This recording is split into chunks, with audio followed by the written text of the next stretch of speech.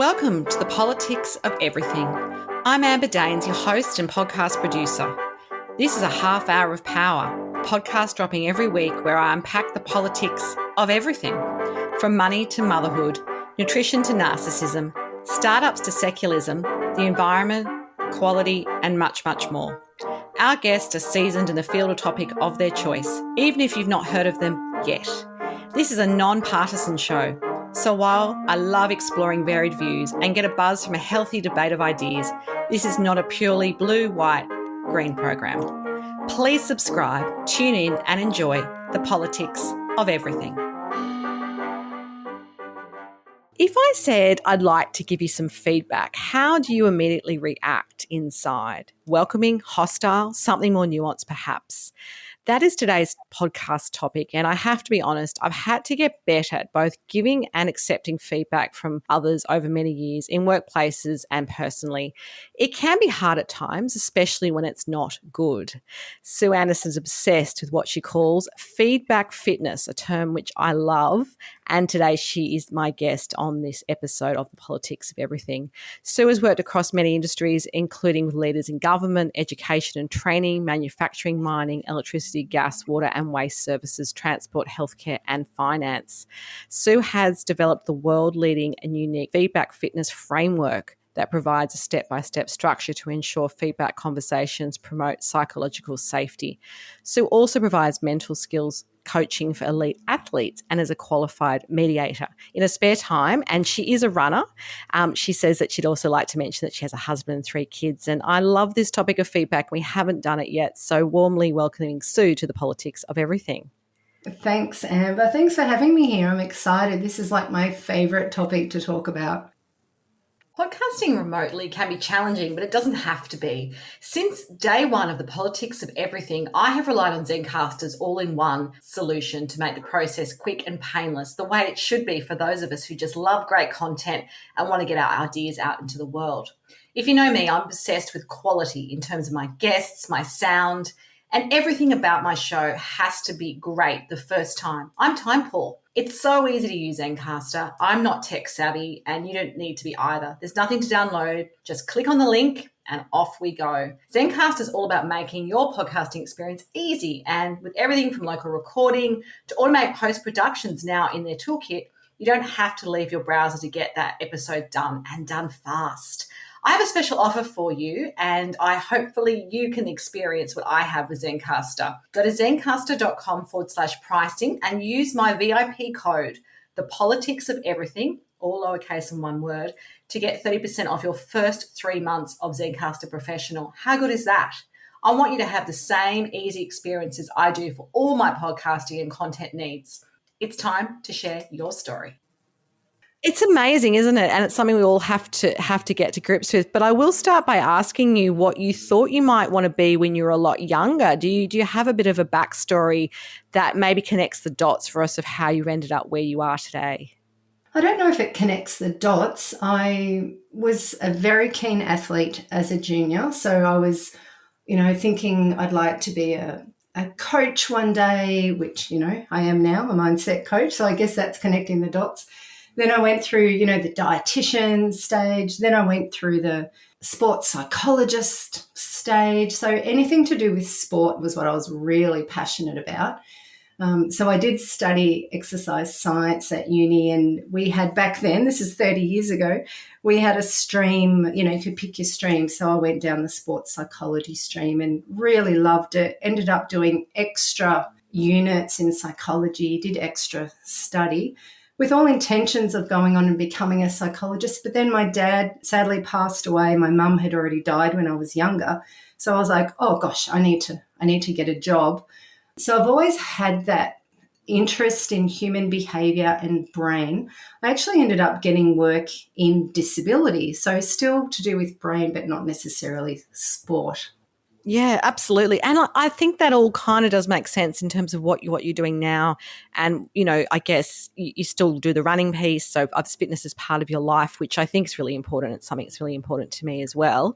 How do you define this topic of feedback? Because as I was saying it in that introduction, even I got some emotional response in an intro that I've even written myself, because it can be difficult and it isn't always seen as something positive. But how do you define it from a very generic point of view? I think if we were to take just a narrow workplace approach to it, it's really the exchange of any information that's, it can be formal, it could be informal, and it's normally about performance or skills or your ability to work within a team. That's, the transactional definition, if you like. I think it's far more than that. I think it is such a juicy topic. We're talking about the beliefs that people have about themselves, about, even the word feedback, as you were saying, it can be anxiety inducing. We're talking about performance, relationships, trust, having the courage to speak up, having the courage to listen. We're talking about people's sense of self-worth and whether their work is linked to their worth, boundaries, safety, emotions, connection. There's just so much to it. So when sometimes HR will contact someone from HR from an organisation, might say, we've got a feedback problem. I think, do you? I think there's far more to it than that. It's maybe you've got a culture where courageous conversations aren't happening, where people are really fearful of the emotions that are attached to feedback. So it's a huge topic, isn't it? Yeah, absolutely. And I love the way that you've unpacked that for us quite simply, but it is something that's quite big and be very deep.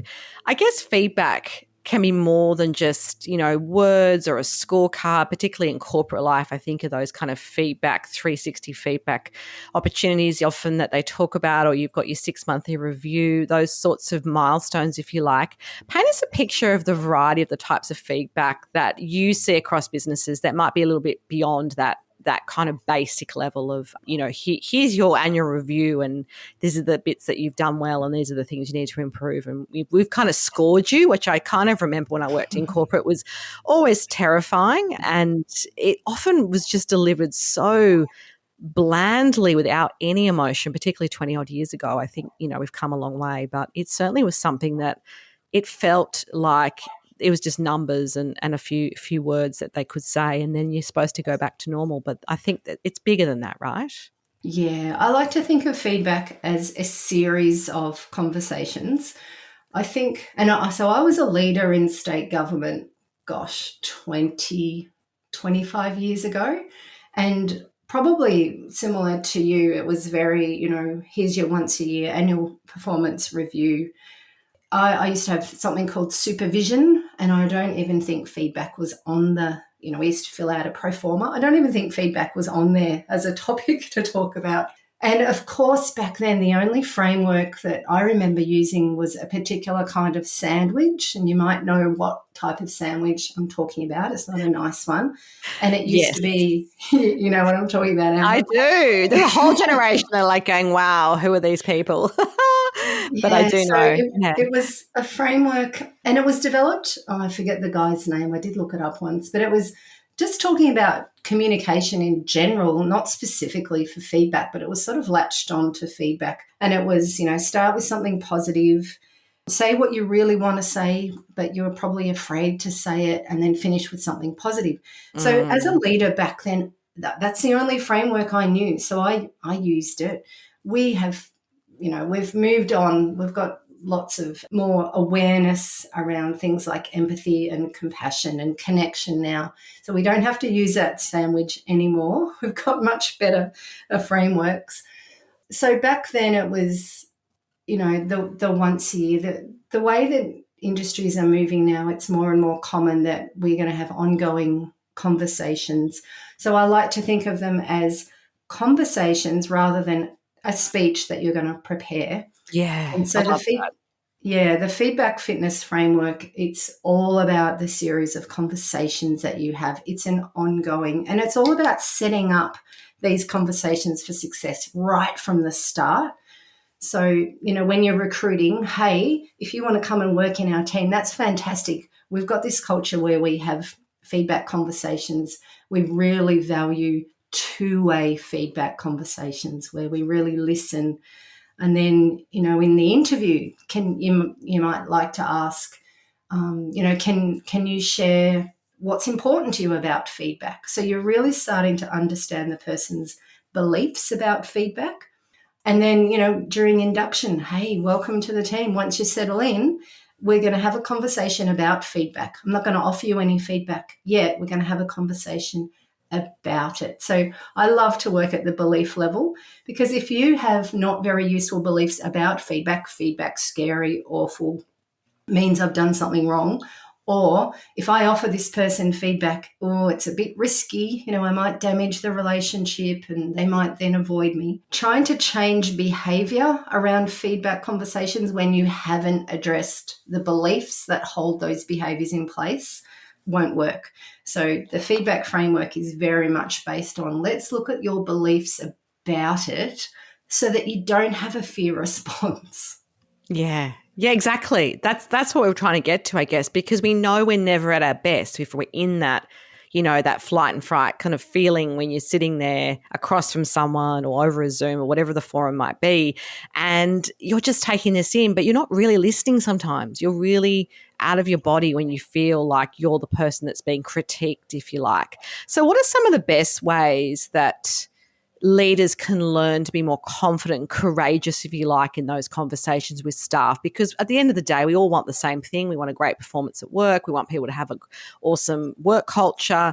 We don't want to bulldoze through this, because then you lose people. Even if they stay physically, you're not necessarily, taking them on that bigger picture journey and making them part of your team. They're just perhaps going to be a bit diminished if it's not done in the right way. But like you say, courageousness has got to be part of this. It can't just be about the niceties. So how do people get better at this? Because some people are not natural communicators. They would find this quite hard as a leader. Yeah, you're right. And it can be hard as a leader. Gosh, I remember back in the day, those when I was talking about being a leader 20 years ago, I know that I avoided offering feedback to people in my team. Or, I would make a joke about it, which is super confusing for people that you're Yes. leading. So Humor. I think, Hard. if you're the leader, I think one of the first things you can do is quality check. And what I mean by quality check is, how useful are your beliefs about offering feedback?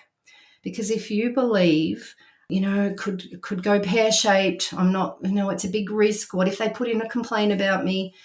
That's going to, you'll hold back from offering feedback. Yet doing that, we know that you're not going to then have the conversations that you really need to have. And that's where we see that avoidance.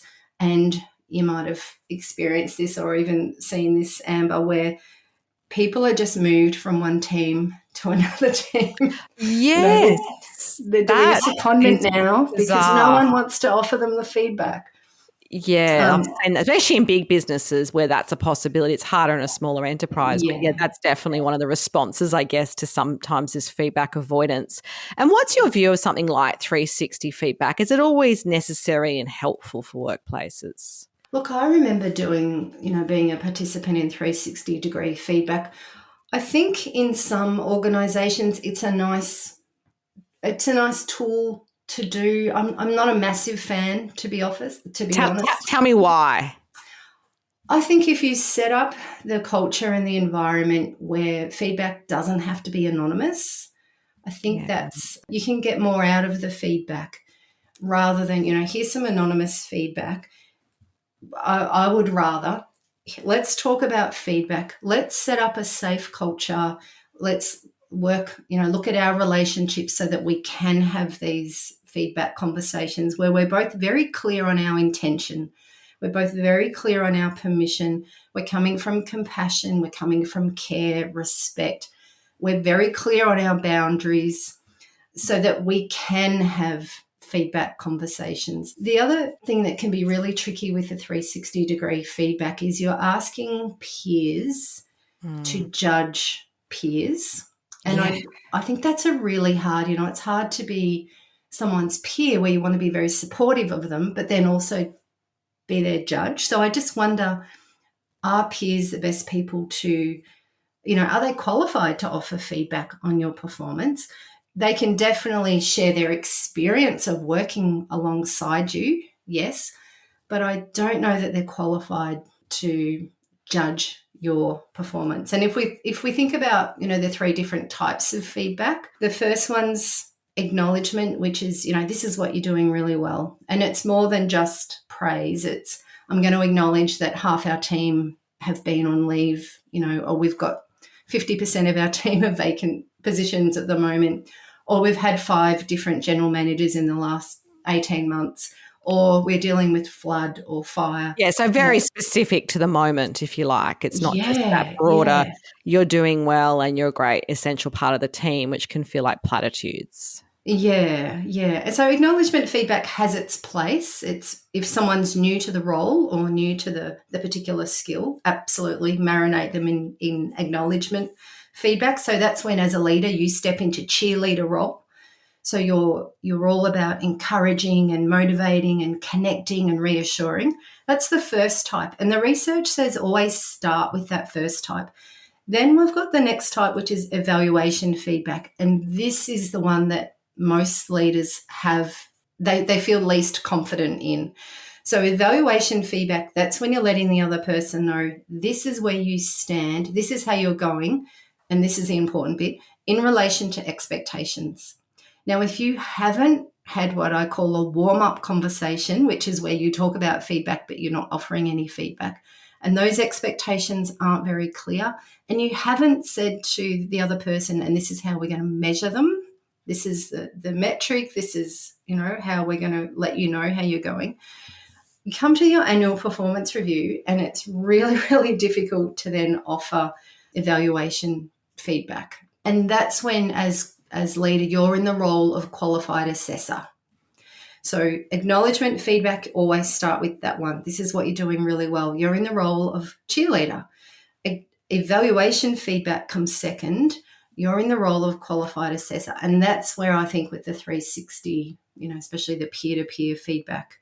And then the third type is guidance feedback, where as a leader, you step into the role of coach, mentor, trainer, teacher, and that's talking about how you can improve. So there's definitely 3 different types, and the order is super important. The research says always start with acknowledgement. So there are building blocks. There is a roadmap, if you like, rather than saying there's a script, because I don't love that idea that you're just, memorizing what every other manager might be saying to their team. You've got to personalize it, but there is a best way to do this.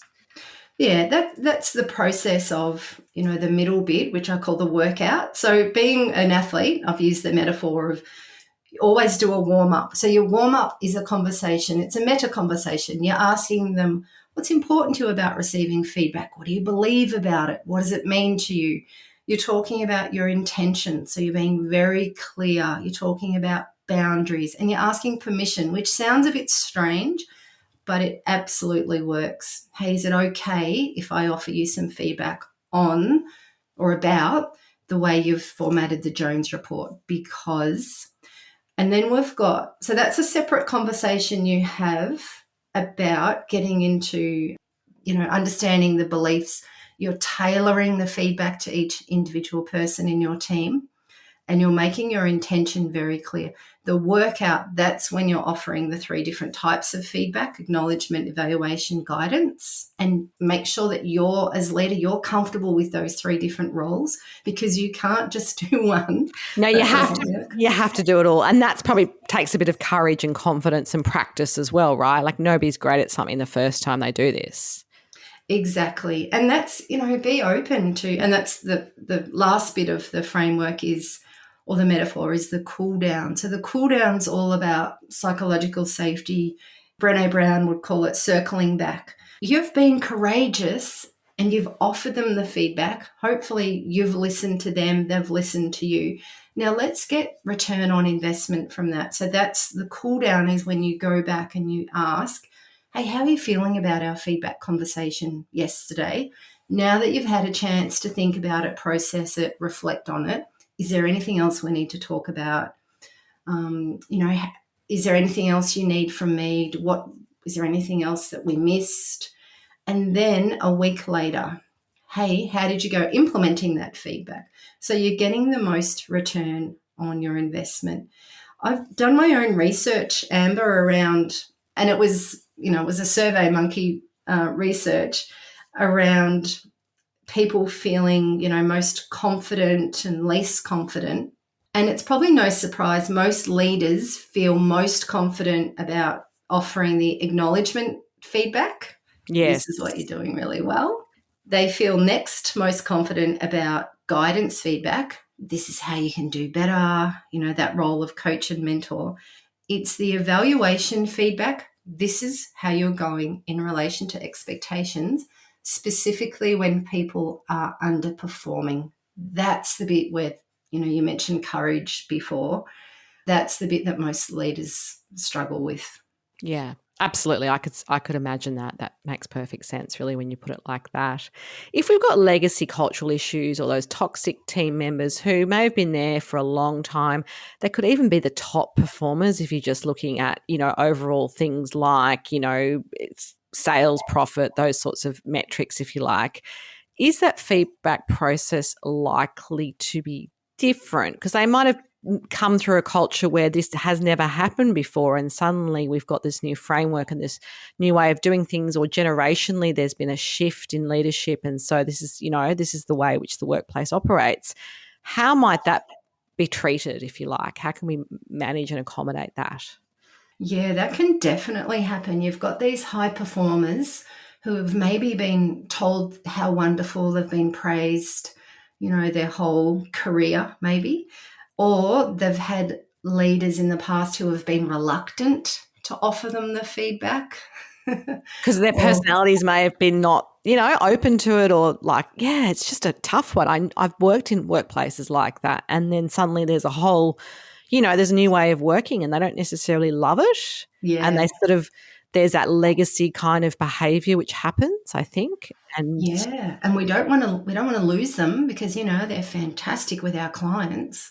Exactly. Yeah. And they've got that history. So how do you manage that? Like, is there a way in which that gets incorporated, if you like, into this feedback fitness framework?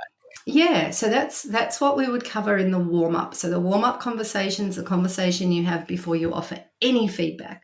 And in that warm-up conversation, you're asking meta questions, META, questions about feedback. So I've designed a bit of we'll call it a ladder, a value ladder, where you can ask someone, hey, what do you believe about receiving feedback? And, generally, and they'll answer, they'll probably say, oh, I love it. People tend like lie. Well, they genuinely love it because, they're probably thinking about positive feedback when they're doing really well. So then you can say on this ladder, and it goes from resilient at the top to feedback rejector at the bottom. So we've got resilient, under that receptive, in the middle reluctant, under that resistant, and then rejector at the bottom. So you show them the ladder. So we're having a conversation about feedback, but we're not offering any feedback. You ask them, where in general, as you think about feedback, where would you rate themselves? So where would you rate yourself? Sorry. So you get them to do a bit of a self-assessment, and then you get more specific. In the context of our team, where would you rate yourself if someone offered you feedback on your performance? And that's important that you say on your performance, and they'll rate themselves. And then if you've got a psychologically safe and you've got a good relationship and there's trust there, you can say, when I offer you feedback on your performance, where would you rate yourself? So you get them talking about, when would be a time where you might be a bit reluctant to be open to considering feedback. So you get them to rate themselves. Then you have a conversation about when they say it depends, because they will. Yeah. That's gold. You want your team members to sit there and say, well, it depends, Amber. And you say, it depends on what? And they'll tell you their filters, their criteria. So they'll say things like, it depends who's offering it, how it's offered, when it's offered, what's it about, do I value their opinion? that's gold for you as leader to know, because then you can tailor your feedback to what they're saying. Then you might ask, have you ever had a leader in the past who offered you the most useful feedback? And they'll say, yes, Sally, back when I used to work, blah, blah, blah, she was awesome. And you ask, what was it about the way that Sally offered you that feedback that it really landed for you? And so again, you're drawing out from them how they like to receive feedback. Now, let's go back to what I said before. Feedback about your performance. Sometimes people who are feedback rejectors, they're at the bottom of that ladder, they make feedback about them, the person. So their whole worth and their whole esteem comes from their work. You then offer them feedback on the way they formatted the Jones report. They take it as a personal attack. Yes. So now I'm going to armor up. I'm going to avoid you, or I'll blame you. I'll say, you're not very good at offering feedback. You're not a very good leader, are you? So that's why it's really important in that warm-up conversation to say, hey, as we work together, let's talk about our feedback conversations both ways. When I offer you feedback, it's definitely about your decision, your planning, your formatting, your work. It's not about you as a person. Because what I find is people, it's not even the feedback that they're reluctant or fearful of, it's how they feel when they receive that feedback. And so a lot of the work I do is helping people to be more empowered to choose the meaning they give to the feedback, so then they can choose how they feel about it. That's a big part of my work. Absolutely. I love that. And I think that sort of encompasses that idea that it's more than that tick and flick exercise, and people and organizations can actually get to understand, I guess, what process is going to be like. And like anything in life, like preparing for a marathon or any kind of activity, the more you've done it, the more familiar you become. There's kind of a new kind of sense of ease, even if it's sometimes feedback that's hard to hear. That's my experience anyway. Would you agree with that? Yeah, you can build confidence in your feedback offering and receiving skills. And so that cool down conversation that happens after you've offered the feedback, that's a great time if you're open and willing to say to the person you've offered the feedback to, how did I go offering the feedback? Can I have feedback on my feedback? Because you're right, Amber, it is absolutely a skill that you can learn. And with any skill, we build our confidence up through repetition and feedback. So Yeah, absolutely. I'm going to change tack a little bit. What at the moment are you using in your business, or it could be in your personal life, a bit of a hack or a tool or an app or something that you're really loving, and how is it helping you? Oh my gosh, I'm totally addicted. No, I shouldn't say that. I have choice here. Asana. Yes. ASANA. And what's it helping you with? How's it helping you? It's just been incredible. So I run lots of different workshops and, coach a lot of different people working on a lot of different projects. Asana, it's a project management system. I think it's like Trello, although I've never used Trello. Yeah. What it's done is it's got everything out of my head and it's in a system. And so now I have a system that I trust. So I used to lie in bed, Amber, and I'd lie in bed and I'd go, oh, have I sent that to the printer? And then I'd have to dig through all my emails, to the printer. Yes. It's out of your head. I love that. And the fact that you can tick off tasks, and every now and then it sends a little unicorn rainbow across your screen. Oh, so you get the feedback that you're doing well and you're on track and you've done that. Yeah, that's cool. I use something similar, so I totally hear you. Particularly as a small business owner, it can be hard to switch off. And if you don't have to wake up at 3 a.m. and wonder if I've sent that thing to the printer, your life will be a lot better. Your biggest life lesson to date, and why has it been important to you? Oh, ask more questions. So why is it important? I grew up in a family where communication wasn't a big thing.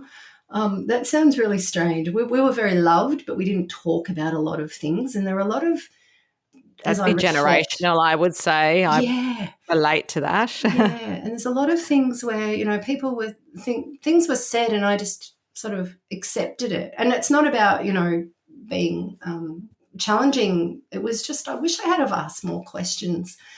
Asking questions for me, I step into curiosity, which helps me get out of judgment. So instead of, I can't really explain it. I think if I come from I just want to learn more, I just want to understand more lens, I'm more likely to be in curiosity and compassion rather than judgment, which is, why would they do that? Why would they think that? That makes no sense. Yes. No, I love that. I think that's really important for people to kind of, get their head around, particularly as we get older. I think we settle into that a little bit too, which is always helpful. And how do you define your own version of success these days, Sue?